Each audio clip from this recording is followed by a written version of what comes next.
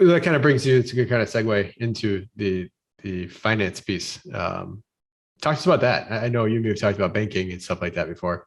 What's that journey been like, kind of shifting from long-term to short-term and having a refinance, and like, are they just looking at cash? How does that in the comparable properties, like how do they figure that out? Yeah, it's really tough. So dealing with, in the 6 to 15 unit space, you really, when you're doing value add, you're likely going to go with a local bank, a commercial lender who's, not a Fannie or Freddie.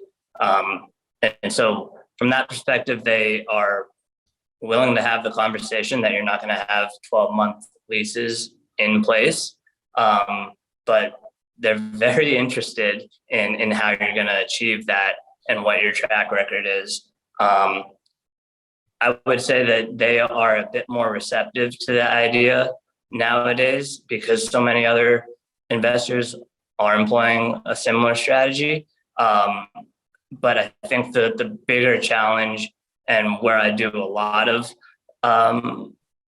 where I focus a lot of my time during that refinance process, is right before the appraisal, because I don't think it'll ever be where they're going to be able to evaluate or consider your monthly furnished top line and your actual expenses. It's going to be maybe a decade until they stray from evaluating commercial properties that are rented on a 12-month basis. And so, when we're doing the BRRRR method by rehab, rent, refinance, the last two R's for us are flipped because so we refi before we rent because there's just too many things. And they give you the 12-month market rent. Yeah, exactly. And so there's a lot of risk there because you don't have a firm lease. And so that is such a driver of value when you're looking at what their NOI and then cap rate multiplier is, that you want to make sure that they're giving you a fair estimate on these 6 different units, say, market rents. So what I do is I take an appraisal report and I basically put our estimates in there. I have a broker friend pull closed market comps, and I actually use the appraiser same format on adjustments on plus $50 a month for X, Y, and Z, plus $100 a month because it's washer dryer, minus $100 because the floors are X, Y, or Z, right? And I do the same I try to get other appraisal reports as well.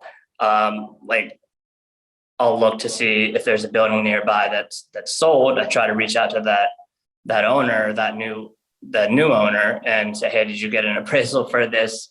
My name's 𝗤𝗏𝗃𝗃. I have this building we're going through a refi. But there's even resources beyond that.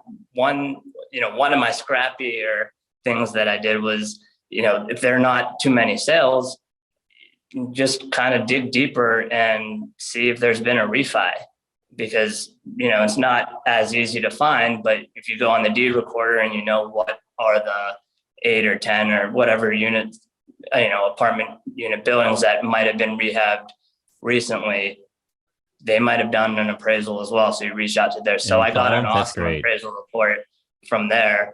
And if you're able to put everything in the appraiser's language and their format and substantiate it, and walk through the appraisal process with them, so that if they have any questions and they know that you have a track record and have done it before, you de-risk that part of the refi a lot.